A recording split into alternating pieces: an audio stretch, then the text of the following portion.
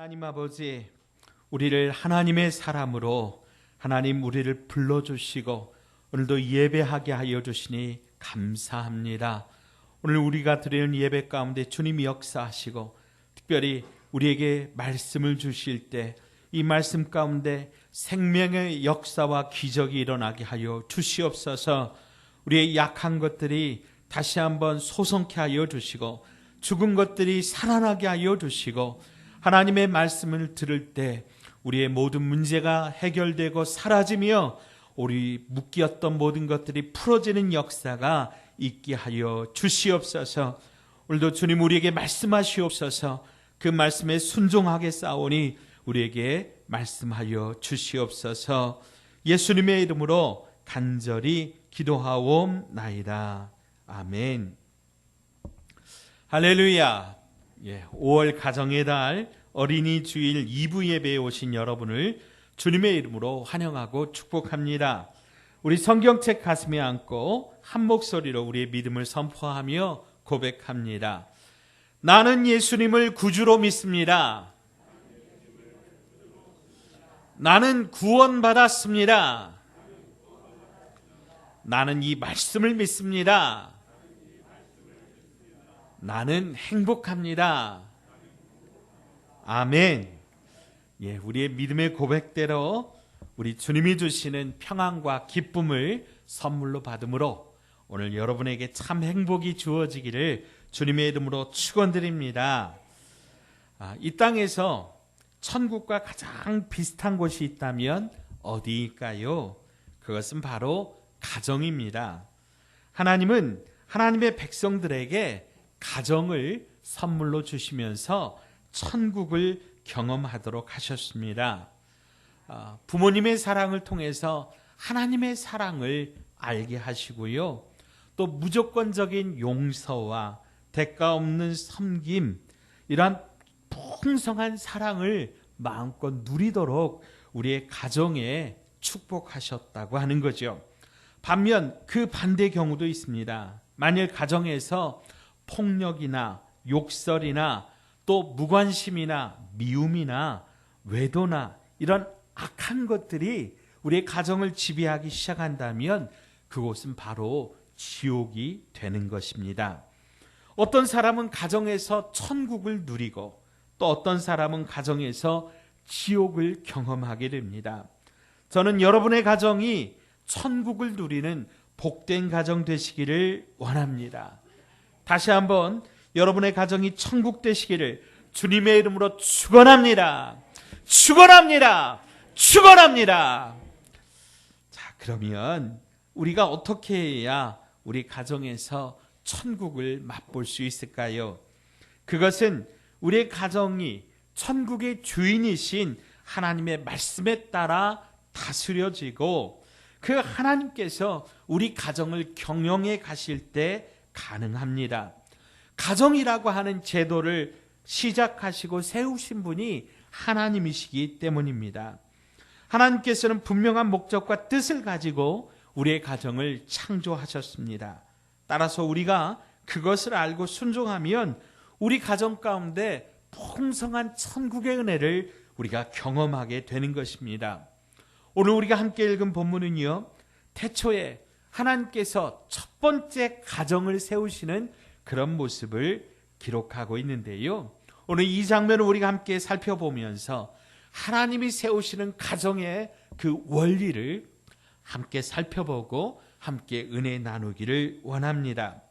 첫째로 머리됨의 원리입니다.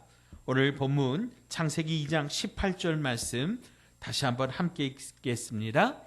창세기 2장 18절입니다. 여호와 하나님이 이르시되 사람이 혼자 사는 것이 좋지 아니하니 내가 그를 위하여 돕는 배필을 지으리라 하시니라. 아멘. 이 말씀은요, 남성이 우월하고 여성이 하등하기에 여자는 남자를 돕는 존재로서 그렇게 존재한다, 이런 의미가 아닙니다. 또한 아내가 남편을 위해 존재한다고 하는 그런 의미는 절대로 아닙니다. 여기에서 중요한 그런 복음의 진리가 담겨 있는데요. 그것은 가정에는 질서가 있고 그 질서 가운데 하나님께서 남편을 가정의 머리로 삼으셨다라고 하는 겁니다. 에베소서 5장 22절로 24절 말씀입니다. 에베소서 5장 22절로 24절 말씀도 우리 같이 합독하여 읽겠습니다.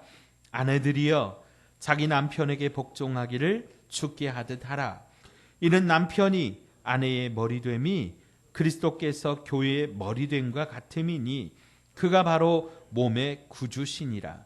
그러므로 교회가 그리스도에게 하듯 아내들도 범사에 자기 남편에게 복종할지니라. 아멘. 오늘 우리가 함께 읽은 이 에베소서의 말씀은 예수 그리스도께서 교회의 머리됨과 같이 남편이 가정의 머리됨을 설명하고 있습니다. 그러므로 교회가 그리스도에게 하듯 아내들도 남편의 권위에 복종하라고 말씀하고 있습니다. 여기까지만 보면 참 성경이 권위적이고 남성 편향적이다 이렇게 해석할 수 있습니다. 그런데 그 다음 25절 말씀을 우리는 함께 읽어야 됩니다. 에베소서 5장 25절 말씀, 이 말씀도 우리 합독하여 읽겠습니다. 남편들아 아내 사랑하기를 그리스도께서 교회를 사랑하시고 그 교회를 위하여 자신을 주심같이 하라. 아멘. 아내들에게 주시는 말씀과 함께 반드시 남편들에게 주시는 이 말씀도 함께 읽어야 되는 겁니다. 남편들은 예수님께서 교회를 사랑하시고 그 교회를 위하여 십자가에 달려 자신의 몸을 생명을 내어 주심과 같이 아내를 위하여 가정을 위하여 그 생명을 내어 주어야 한다고 말씀하고 있습니다. 이와 같은 가정의 질서 가운데 오늘 우리가 함께 읽은 본문의 말씀을 보면 그 의미가 명확하게 살아납니다. 하나님께서 아내를 돕는 배필로 지으셨다고 하는 것은 남편이 가정의 머리로서 하나님의 뜻을 바르게 따르고 결정해야 되지만 그것을 할 수 있도록 돕는 그 부분, 그 역할은 아내들이 감당해야 된다고 하는 것이죠. 즉 가정의 머리로서 결정권은 남편에게 있으나 그 모든 결정 과정에서 공정하고 바른 판단을 할 수 있도록 아내의 도움을 받아야 된다라고 하는 거예요. 즉 남편들은 아내의 도움 없이는 바르게 판단할 수 없다라고 하는 것을 오늘 본문은 말씀하고 있는 겁니다. 어떤 분들은 아내가 남편보다 더 현명하고 모든 면에서 뛰어남에 있어서 그러면 아내가 결정권을 행사할 수 있지 않느냐 그렇게 반문할 수도 있습니다. 그러나 사랑하는 여러분, 현명한 아내일수록 남편을 세워주는 것입니다. 그래야 가정의 질서가 세워지고 부부의 권위가 함께 세워지는 것입니다. 반대로 미련한 아내는 남편을 무시하는 겁니다. 남편의 권위를 깎아내리고 가정 안에서 아버지의 권위를 깎아내리면 여러분 가정 안에서 하나님이 세우신 아버지의 권위가 무너지면 하나님의 자리도 무너지게 되는 것 여러분 기억하시고 아버지의 자리 남편의 권위를 머리됨의 원리를 세워주시기를 주님의 이름으로 부탁드립니다. 자, 두 번째는 떠남의 원리입니다. 24절 말씀입니다. 24절 같이 읽겠습니다. 이러므로 남자가 부모를 떠나 그의 아내와 합하여 둘이 한 몸을 이룰지로다. 아멘. 아담과 하와 당시에 부모가 없었음에도 불구하고 하나님께서는 남자가 부모를 떠나야 된다고 오늘 말씀하고 있습니다. 그것은 성경을 읽는 모든 독자들에게 가정이라고 하는 것은 부모를 떠나서 이루어져야 된다라고 하는 것을 가르치기 위한 하나님의 은혜입니다. 결혼은 부모를 떠나는 것입니다. 사랑하는 남성 또는 여성과 함께 새로운 가정을 시작하는 것입니다. 새롭게 가정을 시작하는 남성과 여성은 반드시 부모를 떠나야 된다고 하는 거죠. 또한 부모는 자녀를 떠나보내야 되는 것입니다. 자녀가 부모를 떠난다고 하는 것은 경제적 독립뿐만 아니라 정서적 독립을 포함한 모든 것에서의 독립을 의미합니다. 부모가 자녀를 떠나보낸다고 하는 것은 이제는 새로운 가정을 이끌어가는 주체자로서 자녀들을 인정하고 자녀의 가정을 독립된 가정으로 그렇게 생각해 주어야 된다고 하는 것입니다. 그러나 한국적인 상황에서는 이 부분이 참 받아들여지기가 어렵습니다. 우리 한국의 부모님들은 어떻습니까? 자녀가 결혼을 했어도 잘 떠나보내지 못합니다. 오히려 결혼하면 며느리를 가족으로 받아들인다. 사위를 가족으로 맞아들인다. 이렇게 생각을 합니다. 그러나 성경의 원리는 분명합니다. 오늘 여기 청년들이 많이 계신데 만약 여러분들이 결혼을 한다고 하면 그것은 부모로부터 완전한 독립을 해야 됨을 의미합니다. 경제적으로, 정서적으로 의존했던 부모와의 관계 가운데 이제 새롭게 정립을 해야 되는 것이지요. 그래서 이제는 부모님의 가정과 나의 가정을 나누어서 생각해야 됩니다. 결혼을 통해 가정을 이루게 되면 더 이상 부모님을 의지하면 안 되는 겁니다. 아무리 어렵고 힘든 일이 있어도 부모에게 의지하고 부모에게 자기의 삶을 이렇게 의탁하는 것은 옳지 않다라고 하는 거죠. 만일 여러분의 자녀들이 결혼했는데도 찾아와서 여러분을 의지하려고 한다면 여러분 이렇게 말씀하셔야 됩니다. 이제 너는 한 가정의 아버지요 남편이고 너는 이제 한 가정의 아내요 어머니가 되었으니 이런 어려움은 내가 판단하고 결정하고 그것에 대한 책임도 내가 져야 된다. 나는 너를 위하여 응원하며 뒤에서 기도하겠다. 이런 자세가 필요합니다. 만일 우리의 부모님들께서 혹시 너 가정에 무슨 어려움이 있니? 이렇게 물으신다면 우리 자녀들은 괜찮습니다. 잘 살고 있습니다. 지금은 조금 어렵지만 우리 서로 같이 잘 이겨낼 수 있습니다. 걱정하지 마세요. 기도만 해주세요. 그렇게 부모님의 마음을 편하게 해드려야 됩니다.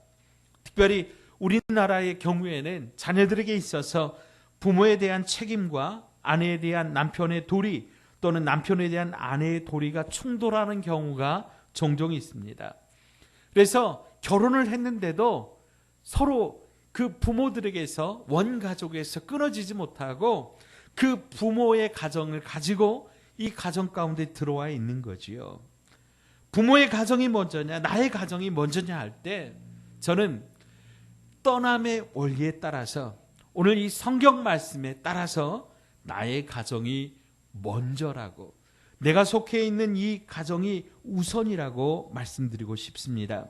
저는 지금 가정의 질서에 대해서 말씀드리는 겁니다. 이것은 효도하고는 또 다른 문제입니다. 여기에 중요한 성경의 진리가 담겨 있습니다. 자녀는 내 자녀, 내 것이 아니고 하나님께서 우리에게 맡겨주신 하나님의 자녀라고 하는 사실을 우리가 인정해야 된다고 하는 거죠. 그것을 깨닫게 되는 때가 바로 결혼식입니다. 우리는 결혼식을 기점으로 부모는 자녀를 떠나보내고 자녀는 부모를 떠나는 것입니다. 우리 모두는 언젠가 우리의 자녀들이 떠날 것을 준비해야 되는 겁니다. 노후에 내 인생을 혼자 감당해야 되겠다. 지금부터 마음을 다잡으시고 또 경제적으로도 준비를 해야 됩니다. 그래서 우리 부모님들 자녀들에게 재산 다 주지 마시고 살아 계실 때 사용할 만큼은 꼭 붙잡고 계시기를 말씀드립니다. 간혹 우리 부모님들 중에서는 물려줄 게 아무것도 없어서 미안하다 그렇게 말씀하시는 분이 있어요. 그런데 여러분 미안해야 할 거 없습니다. 우리 자녀들에게 물려줄 것은 신앙의 유산입니다.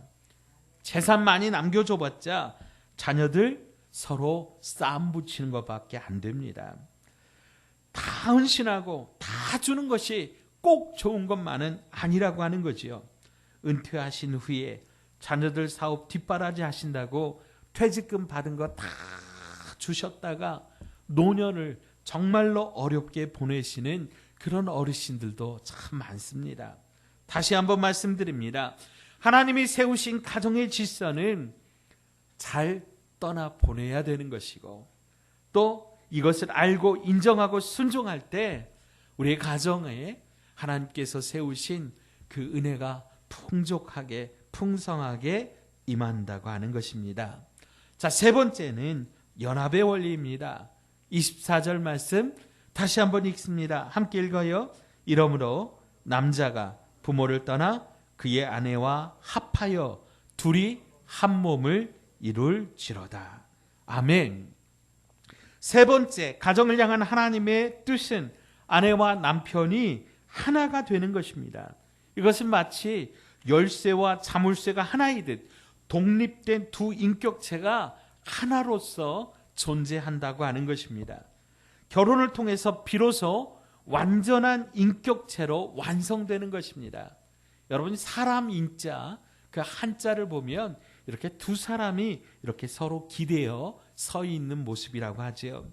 사람은 언제 온전한 한 인격체가 되느냐? 두 사람이, 남자와 여자가 서로 합하여 한 몸을 이룰 때, 이때 비로소 한 인격이 완성된다라고 하는 것입니다.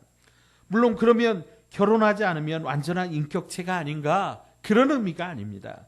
성경에서 바울은 혼인하지 않는 것에 대해서도 매우 긍정적으로 기록하고 있기 때문입니다. 여기서 한 몸을 이룬다고 하는 것은 단지 어떤 그 성적인 차원에서 하나가 된다는 의미뿐만 아니라 모든 차원에서 완전히 결합되도록 우리 남자와 여자를 창조하셨다고 하는 겁니다. 따라서 가정을 향한 하나님의 뜻은 한번 결혼하면 평생을 함께 가도록 하셨다라고 하는 겁니다. 예수님께서 마태복음 19장 4절로 6절에 이렇게 말씀하셨습니다. 마태복음 19장 4절로 6절 말씀 같이 읽습니다. 예수께서 대답하여 이르시되 사람을 지으신 이가 본래 그들을 남자와 여자로 지으시고 말씀하시기를 그러므로 사람이 그 부모를 떠나서 아내에게 합하여 그 둘이 한 몸이 될지니라 하신 것을 읽지 못하였느냐. 그런즉 이제 둘이 아니요 한 몸이니 그러므로 하나님이 짝지어 주신 것을 사람이 나누지 못할지니라 하시니. 아멘. 우리가 생각하기에는 내 남편, 내 아내와 결혼한 것이 나의 의지로 결정한 것 같지만 오늘 성경이 말씀하시는 것은 하나님이 짝지어 주셨다고 말씀하고 있습니다. 그래서 우리는 하나님의 결정에 순종하는 마음으로 남편은 아내를, 아내는 남편을 사랑하고 존중하며 한 몸을 이루도록 연합하여야 됩니다. 그런데 사실 이것이 어렵습니다. 사람이 저마다 생각과 가치관과 또 좋아하고 싫어하는 것이 다 다르기 때문입니다. 그렇게 20년, 30년을 살고 그리고 이제 결혼해서 한 가정을 이루는데 서로가 다르기 때문에 이 다른 부분을 함께 맞추어 나가야 되는 거죠. 오늘날 우리 기독교인 가운데서도 이 하나됨의 원리가 위협받고 이혼이 번번하게 일어나는 이유 중에 하나는 사랑에 대해서 오해를 하고 있기 때문입니다. 우리는 많은 경우 드라마나 영화나 소설 속에서 나오는 사랑이 진정한 사랑이라고 오해합니다. 첫눈에 반하고 마음 가는 대로 감정에 따라 행동하고 그 첫사랑의 두근거리는 느낌과 설레임과 환희를 사랑이라고 생각합니다. 물론 이런 감정이 우리에게 예술적인 그런 감성을 가져다 주기도 하고 또 용감하게 하기도 하고 세상을 아름답게 볼 수 있는 그 눈을 뜨게도 합니다. 그러나 사랑은 그것이 다가 아니라고 하는 거지요. 고린도전서 13장 말씀을 보면 사랑은 오래 참고 온유하고 시기하지 않고 자랑하지 않고 교만하지 않고 무례히 행동하지 않는 것이라고 말씀하고 있습니다. 모두 다 어떤 그 감정이 아니라 의지적인 행동을 표현하고 있습니다. 감정이 귀하지만 그게 전부가 아니라고 하는 거예요. 감정으로 시작되긴 합니다. 마치 자동차의 키처럼 이렇게 감정으로 사랑이 시작이 되었다면 이제 그것은 곧 사랑하기로 결정하고 행동하는 의지로 나타나게 되고 마침내 행동과 섬김으로 사랑의 꽃을 피우게 되는 것입니다. 그러기에 우리는 결혼식 때 했던 서약을 기억해야 됩니다. 주례자가 신랑은 신부를 또 신부는 신랑을 아내로 맞이하고 남편으로 맞이하여 하나님의 명령에 따라 남편된 아내된 책임을 다하며 기쁠 때나 슬플 때나 건강할 때나 병들었을 때나 부유할 때나 궁핍할 때나 늘 사랑하고 도와주며 귀중히 여기며 보호하고 오직 이 사람만을 남편으로 아내로 삼아 평생토록 이 약속을 지키기로 하나님과 여러 증인들 앞에 서약합니까? 이렇게 물었을 때 우리 모두는 그 물음 앞에 예라고 대답했습니다. 결혼이라고 하는 것은 바로 이 언약 안에 자기를 묶는 것입니다. 우리가 결혼을 통해서 한 가정을 이루고 자녀를 낳아 살면서 우리 가정을 흔드는 일들을 우리가 때때로 만나게 됩니다. 기쁠 때도 있지만 슬플 때도 있고 건강할 때도 있지만 병들었을 때도 있습니다. 궁핍할 때도 있지만 부유할 때도 있고 우리가 참으로 많은 어려움들을 만나면서 우리는 꼭 기억해야 될 게 하나님과 사람들 앞에서 서약한 것처럼 언제나 늘 사랑하고 도와주며 귀중히 여기고 보호하고 오직 이 사람만을 사랑하기로 결단한 그 약속을 의지적으로 지켜나가는 것이 하나님 앞에서 하나님이 원하시는 가정의 모습이라고 하는 것입니다. 그러므로 사랑하는 여러분, 우리는 의지를 발휘하여 사랑하기로 결단하고 행동하는 것입니다. 자, 따라서 하십시다. 나는 사랑하기로 결정합니다.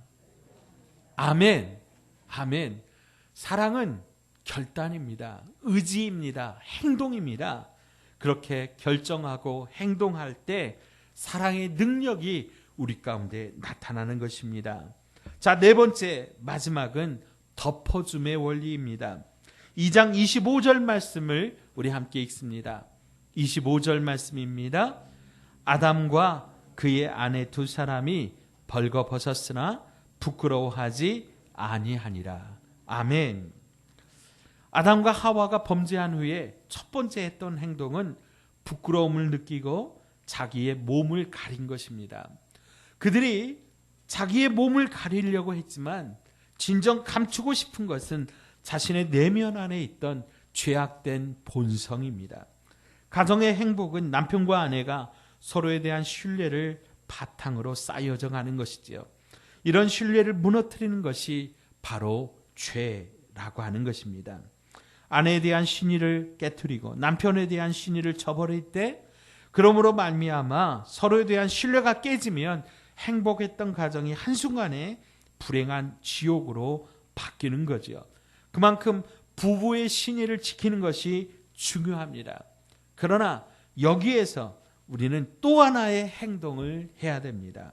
그것은 덮어주는 것입니다. 하나님께서는 아담과 하와의 수치를 가려주십니다. 창세기 3장 21절 말씀입니다. 우리 한음성으로 함께 읽습니다. 창세기 3장 21절 함께 읽습니다. 여호와 하나님이 아담과 그의 아내를 위하여 가죽옷을 지어 입히시니라. 아멘. 아담과 하와 그들이 죄를 지어서 에덴 동산에서 쫓겨났지만 하나님은 그들에게 짐승을 잡아 그 짐승의 가죽으로 옷을 입혀 주시면서 그들의 수치를 덮어 주신 것입니다. 이것은 어린 양 예수 그리스도의 보혈의 피를 상징합니다. 사랑하는 여러분, 가족은 서로 덮어주는 것입니다. 특별히 예수님의 사랑으로 덮어주는 겁니다. 내 힘으로, 내 상식으로, 내 경험으로 안 될 때 우린 주님 앞에 무릎 꿇고 엎드려 기도하면서 주님, 예수님의 보혈로 덮습니다. 예수님의 보혈로 우리 가정을 덮습니다. 내 남편을 덮습니다. 내 아내를 덮습니다. 예수님의 보혈이 나를 덮으셨들 나도 덮습니다. 그렇게 서로 덮어주셔야 되는 것입니다. 말씀을 맺습니다. 오늘 우리는 창세기 2장의 말씀을 통해서 하나님께서 가정을 세우시는 이 모습을 통해 가정을 세우시는 천국의 원리, 하나님의 사랑의 원리를 함께 살펴보았습니다. 첫째, 머리됨의 원리입니다. 아내는 남편을 교회가 예수님을 사랑하고 존중하듯 사랑하고, 남편은 예수님께서 교회를 위하여 자기의 몸을 내어준 것 같이 사랑하고 돌보아 주되, 특별히 남편을, 아버지를 가정의 머리로 세우셨다라고 하는 것을 기억해야 됩니다. 둘째로, 떠나 보냄의 원리입니다. 떠나 보낼 때는 떠나 보내야 됩니다. 내 자녀가 아니라 하나님의 자녀라고 하는 것 인정하고 우리는 자녀들을 떠나 보내주어야 됩니다. 세 번째로, 연합의 원리입니다. 둘이 서로 하나를 이루어가는 것, 이것이 하나님의 뜻입니다. 내 것만 고집하다가 가정이 깨어질 수 있습니다. 내 것이 아니라 서로의 것을 함께 만들어가는 것입니다. 네 번째로, 덮어주는 것입니다. 서로의 수치를 가려주는 것입니다. 내 힘으로 안 될 때 주님의 무릎 앞에 꿇고 엎드려서 예수 그리스도의 보혈의 피로 서로를 덮어주면서 함께 사랑하기로 결단하는 것입니다. 바라기는 오늘 이 예배에 참여한 여러분 모두가 오늘 하나님께서 말씀하신, 오늘 주님께서 주신 이 원리에 순종하셔서 하나님께서 창조하신 가정 천국을 이루시기를 주님의 이름으로 축원드립니다. 기도합니다. 하나님 아버지, 우리의 가정을 세우신 하나님의 깊으신 섭리를 깨닫게 하여 주시니 감사합니다. 우리 가정을 천국으로 만드셨는데 우리가 그것을 누리지 못하는 저희들을 긍휼히 여겨 주시옵소서. 우리의 가정을 허무는 악한 사단의 영향력을 우리 주 예수 그리스도의 이름으로 끈싸오니, 주님, 우리의 가정이 다시 한번 오늘 이 말씀 가운데 새롭게 창조되게 하여 주시옵소서. 하나님, 그래서 사랑하고 축복하며 이해하고 감싸주며 천국을 누리게 하여 주시옵소서. 예수님의 이름으로 간절히 기도하옵나이다. 아멘.